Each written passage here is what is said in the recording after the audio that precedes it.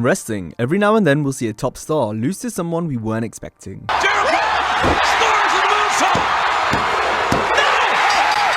When I won the title, the crowd exploded. It makes for a fun story, as these victories had fans jumping for joy in shocked excitement, or rubbing their eyes because they couldn't believe what they just saw. Oh, the Colossus! Do we have it? You're kidding me! You're kidding me! Like if mid and lower card wrestlers defeat main eventers.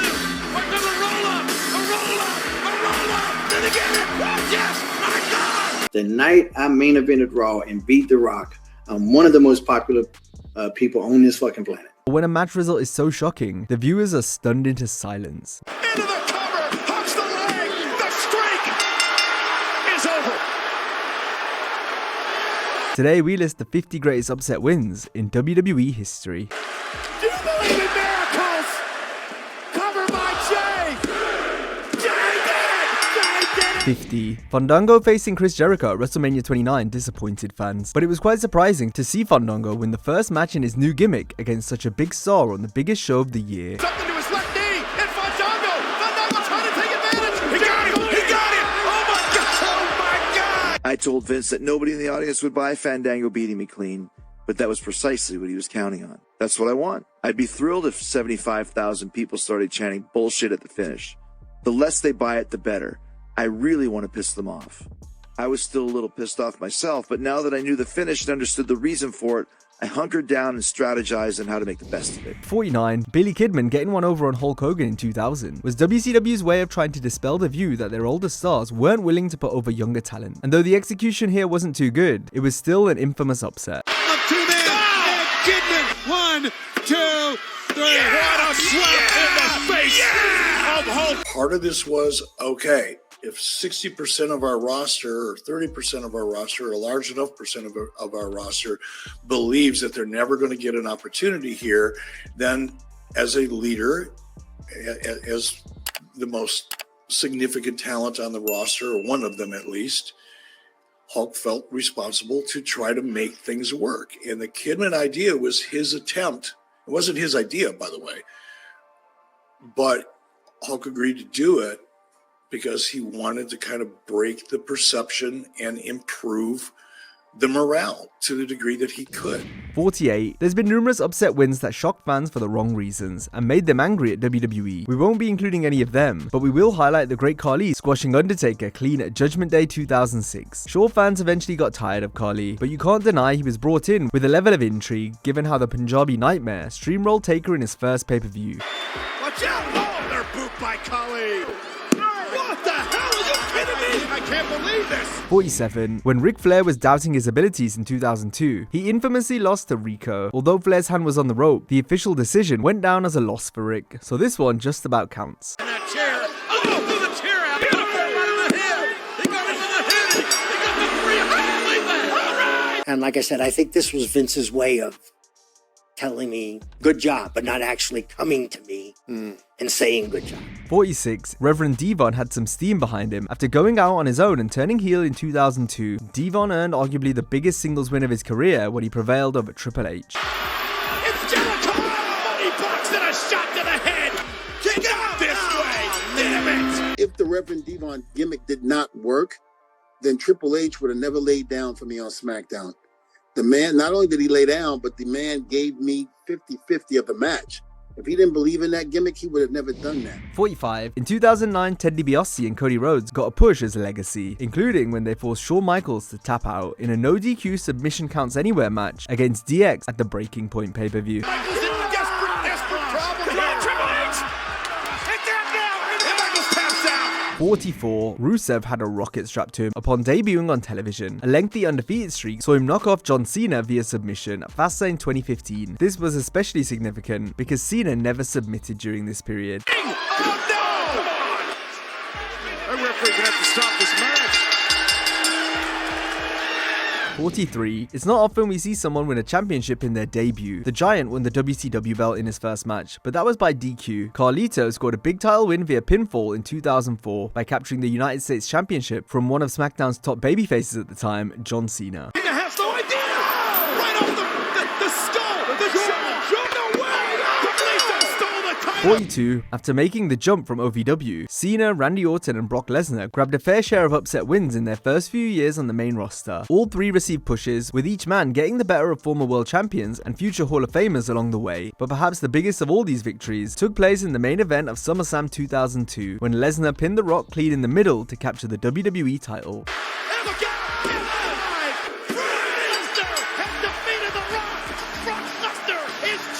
41. Kurt Hawkins and Zack Ryder's careers in WWE are full of losses, but against the odds, each man earned themselves a WrestleMania moment. For Ryder, it was when he won the Intercontinental Championship at Mania 32, and while Hawkins' tag title win with Zack at Mania 35 wasn't as shocking in comparison, it was more of an upset for Hawkins in a sense that he hadn't won a match in WWE for 2.5 years. So ending this long losing streak by winning a belt on the grandest stage was extra sweet.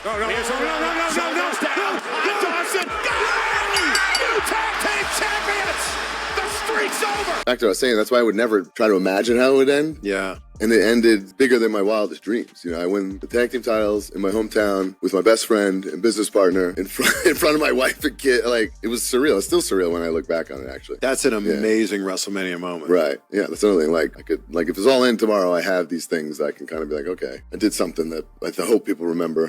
40. In 2016, Finn Balor performed 2 huge upsets in his first 2 matches on the main roster. Even though his win versus Seth Rollins was for the Universal title, Balor's victory against Roman Reigns a few weeks prior was probably more shocking, since Roman barely ever lost clean. It drew comparisons with Sheamus in 2009, when he upset John Cena for the WWE Championship, after the Celtic Warrior had only been on Raw for less than 2 months.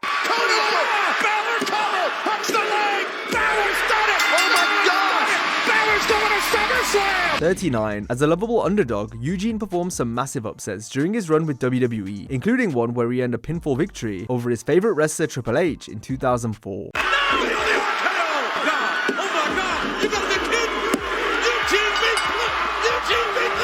38. Seeing an enhancement talent defeat a star is rare as it is, but a jobber winning a title is even less common. However, Leon Ruff managed to do just that by beating Johnny Gargano for the NXT North American Championship in 2020. For a super kick, got caught, rope. Oh! Crucifix pin! Shoulders down! Whoa! Oh my god! 37. Ruff's not alone, as longtime job guy Dwayne Gill won the light heavyweight title by defeating Christian in 1998. Gill would then become Gillberg and go on to hold the belt for 15 months, making him the single longest reigning title holder during the Attitude Era. Oh, Scorpio!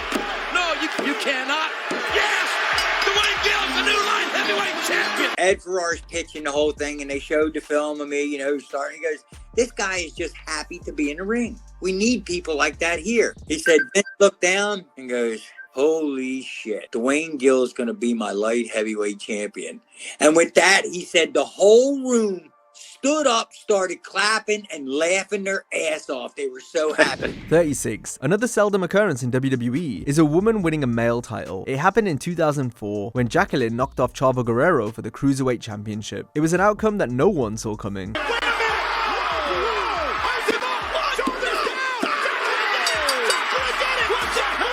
35. China winning the Intercontinental Championship from Jeff Jarrett at No Mercy 99 was historic, since it was the first time in WWF history that a woman captured a man's title, as the 9th wonder of the world worked exclusively against male talent for over a year. Oh, man! It certainly is. I guess it is. I don't know. Referee doesn't count.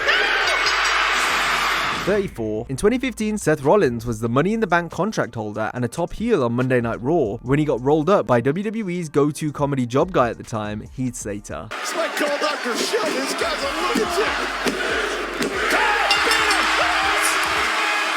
33. For all the times Triple H came out on top in 2000, he had a few notable defeats that year against lower card talent, including when The Godfather turned over the game on SmackDown. Oh! Godfather for the cover. To the leg.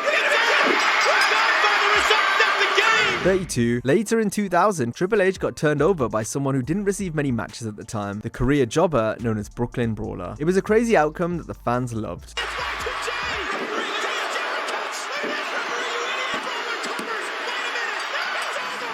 He goes to me, yeah, but you need Jericho to win. I says, the same way you need a sledgehammer to win. You know what I mean? I didn't say it in a cocky way. Yeah. I said it in a fun way. Yeah. But the bottom line is, in the books, I beat Triple H. Yeah. 31. He didn't beat a big name, but Barry Horowitz finally getting a victory in 1995 was iconic in that Horowitz hadn't ever won a match on WWF TV, despite wrestling there for the best part of 8 years. And Barry Horowitz, three-quarter Nelson. The leg is hooked. Oh, Horowitz wins. Horowitz wins. I was told by an agent, Blackjack Lanza, that I had a bunch of matches with him, second and third, but I guess this one got reported, that I had an unbelievable match at the Bradley Center in Milwaukee, and it was reported. We need to do something with this guy. Pat lays it out, I thank him, and the rest is history. 30. Lovable loser James Ellsworth scored multiple wins over then WWE champion AJ Styles in 2016, including one insane pinfall victory in a non-title special referee match. Dean Ambrose, another dirty deed! This is entertainment, man. This is what we do. That is sports and entertainment. You guys are worried about wins and losses. I'm worried about whether or not you show up at the next show. That's what I'm worried about. Like I'm worried about putting butts in seats. And at that time, as crazy and goofy as it was, we were putting butts in seats. 29. In 2002, Rey Mysterio joined WWE to much fanfare, and to the fans' delight, Rey knocked it out of the park right from the jump, pinning Kurt Angle in Mysterio's third week on television.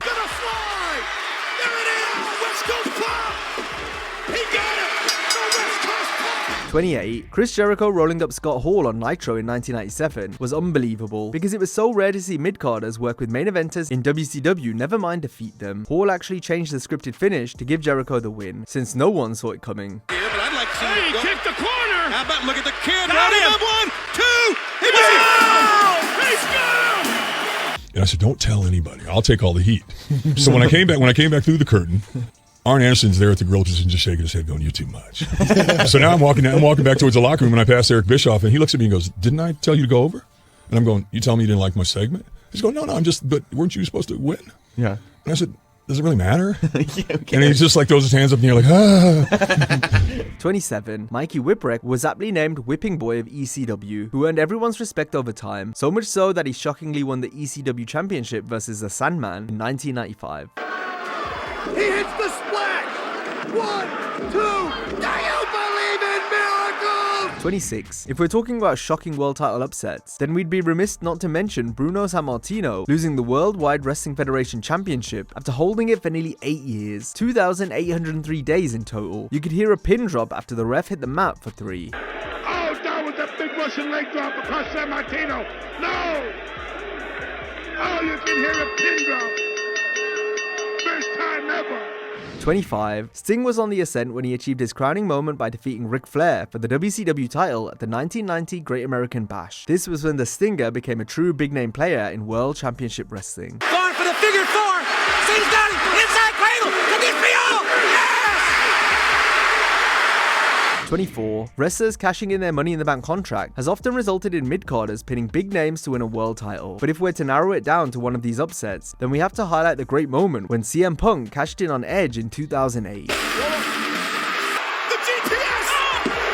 Punk's done it! Punk's the champion! Punk wins! It was pretty insane. It was, another moment where I was like, okay, this is it. I'm never looking back. I've made it to the top. I just won the world title. 23. Daniel Bryan had previously been world champion when he defeated John Cena at SummerSlam 2013, but Bryan was right on the cusp of the main event at the time, and this huge upset WWE title win set him up for the sensational year that was to come. The universe loved this. Head by Bryan!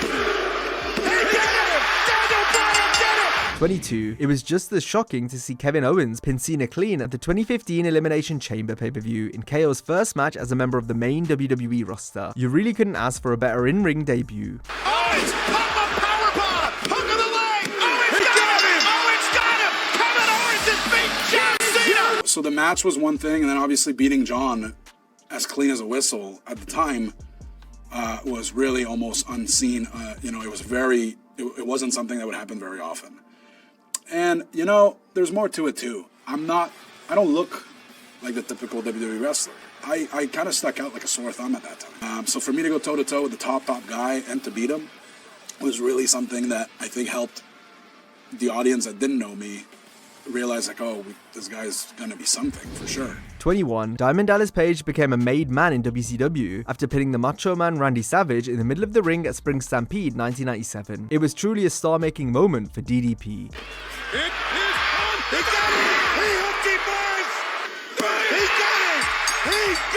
And Arn walked in, and no one told Randy what the finish was. It's, Randy, what would you like the finish to be tonight? I think I want to take the diamond cutter tonight.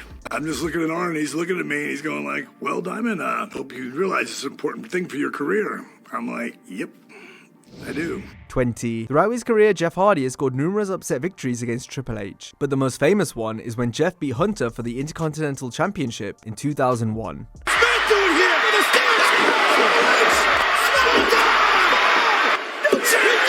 19. Jeff's win over The Undertaker in 2008 amazed fans, though the charismatic Enigma had momentum in his favor. This followed a win earlier in the year against another legend in Shawn Michaels. Jeff was bigger than Obama in 08, and it just goes to show how impressive a year Hardy had that even Taker laid down for him. After the chair shot, will it be? Oh my God! For a God, Jeff Hardy! 18. Fans were excited to see Paige debut on the Raw after WrestleMania 30, but few would have predicted her to win the belt that night in her very first WWE match against AJ Lee. And look at this. Oh! The Paige shot! She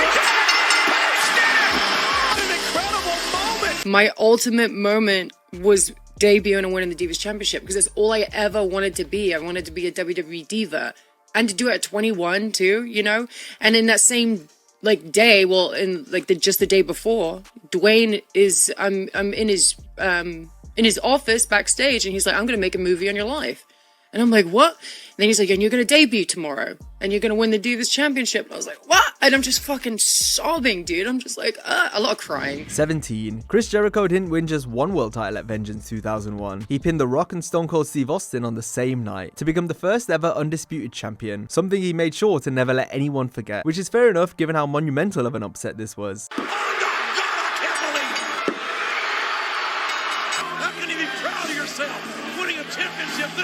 You know, I found out that I was going to become the undisputed champion, the first ever undisputed champion. You know how? I was in catering, and I was sitting there minding my own beeswax, eating my food, and right over here was Vince McMahon and The Undertaker. And Vince started talking loudly where he knew I could hear it, but he wasn't talking to me, and he said, "Hey, Taker, you know how you know the business is going down the toilet?" How, Vince? When we're putting the belt on Jericho.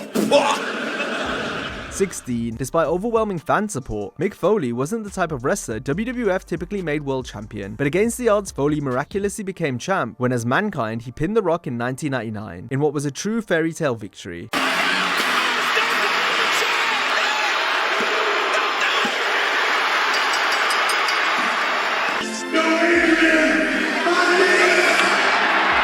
I think if I had to relive any moment, it would be that night when I defeated Dwayne for the WWE title the first time. That was really a great time and so unexpected. Not only the result, but also the way it made me feel, because I never based my success on being a champion. I just honestly didn't see that in the cards. But when it happened, it was, oh man, it was incredible. 15. Owen Hart felt underappreciated and jealous of his more famous brother Bret, so when The Rocket rolled up the Hitman at WrestleMania 10, fans were surprised, but deep down they were happy that Owen finally got one over on his sibling.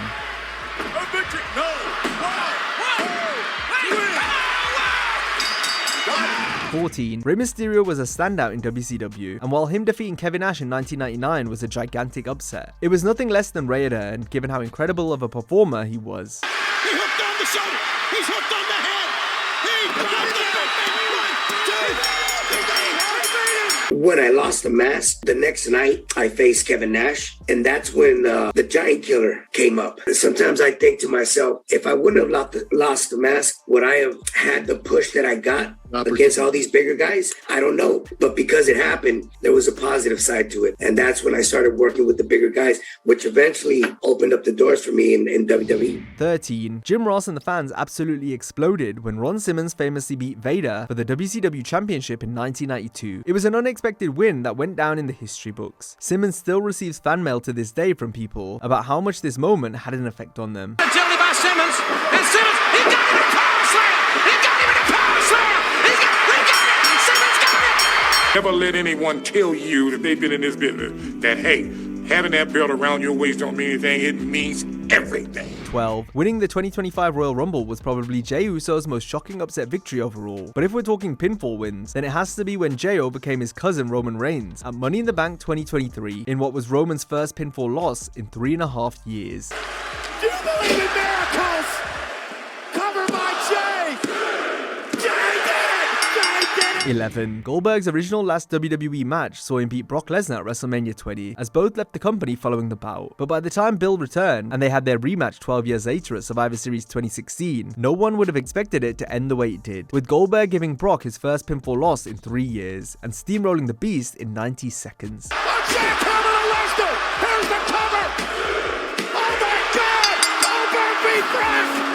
It wasn't my idea. Whose idea was it? Rock. Wow. Shows you how brilliant he is. I mean, truly. I mean, people thought he was just a muscle-headed, asshole. Like, how in God's name is this 50-year-old dude who hasn't been in the business for 13 years going to come back and beat their man? I think because nobody knew it was going to happen, including the people in the back.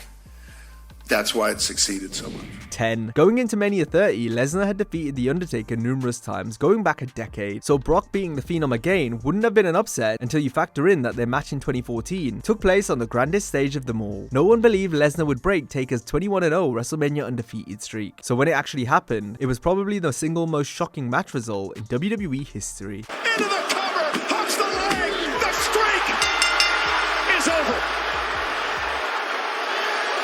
And I went, holy shit, 21-1.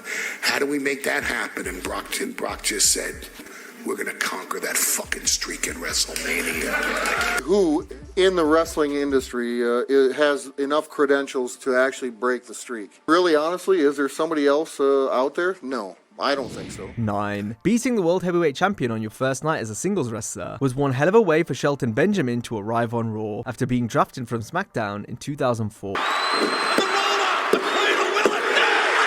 I was a new guy, and they wanted to create a black superstar. That much I do know. But as far as where the program was going to go, I never knew because it went for a couple weeks, and then I got moved over to, I think, Rick. Like, I actually thought my first pay-per-view match was going to be with Hunter, but it ended up being with Rick. 8. In just 1 month, Jinder Mahal went from working as a perennial job guy that barely ever won a match to becoming the WWE champion, a belt he captured from Randy Orton in the main event of Backlash 2017.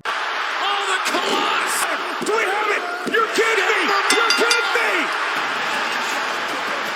7. Santino Marella was plucked from obscurity as a kayfabe Italian fan in the front row on Raw from Milan in 2007. There, in his first WWE match, Santino miraculously upset Umaga for the Intercontinental Championship. Santino on top! The kid! What? Yes! Yes! Yes! 6. Less than 3 months after his first television match, Maven eliminated The Undertaker in the 2002 Royal Rumble, before then pinning the Phenom for the Hardcore Championship. What's he doing here?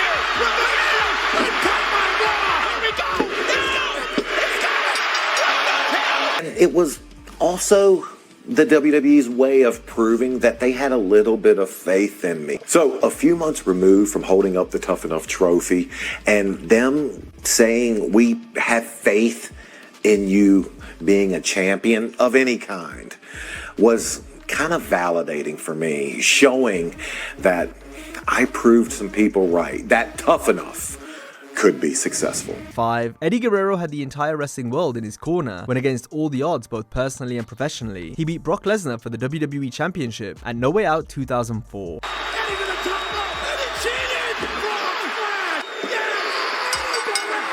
WWE Championship, wow, man.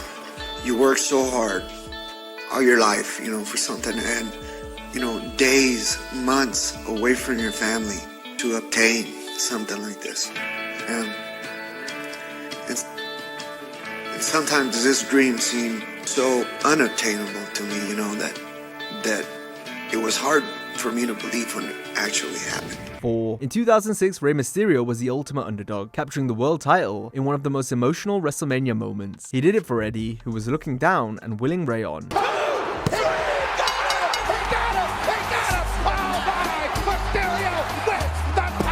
The peak moment of my career. Like that's when, okay, you have changed the sport. You have opened up the doors for guys like you to eventually come through. And that was all thanks to the opportunities that I got to work, to be able to prove to Vince and to the people in charge with the pen and paper that I am able to attract a different crowd, that I can have fans back me up and believe in me. 3. In the Attitude Era, anything could happen in the World Wrestling Federation, and when it came to the year 2000, truer words were never spoken. When Chris Jericho appeared to pin Triple H for the WWF Championship, everyone watching completely lost it. Sure, it was later overturned, and Hunter ultimately kept the belt due to the fast count, but this still goes down as one of the all-time Raw moments. Jericho! Stars and moonsault! When I won the title, the crowd exploded. Legit explosion of the crowd like we don't see anymore. For that 15-minute period, it was like, Jericho Mania running wild, brother. 2. The Rock and Hurricane's memorable feud in 2003 culminated in a thrilling, exciting match with an incredibly shocking outcome. The Hurricane made himself famous in the main event of Raw.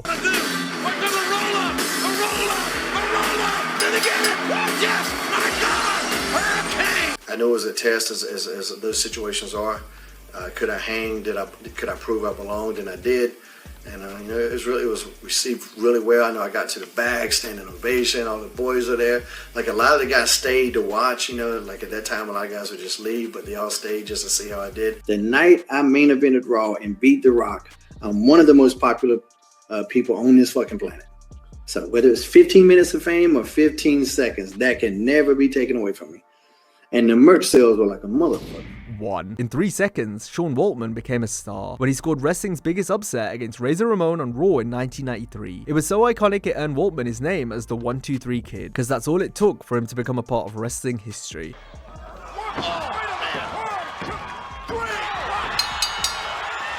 I don't think anybody thought that the Kid would beat Razor Ramon. Razor Ramon is not going to lose to this little skinny kid. I can't think of a better way to be introduced, because 99.9% of talent that gets introduced come in, get some vignettes, get some squash matches, and man, the way that did you go to it was a brand new show at that time too. Yeah. So I mean, it helped build the show and it helped build you guys. Yeah, that moment is the single most important moment of my career and one of the most important moments of my entire life.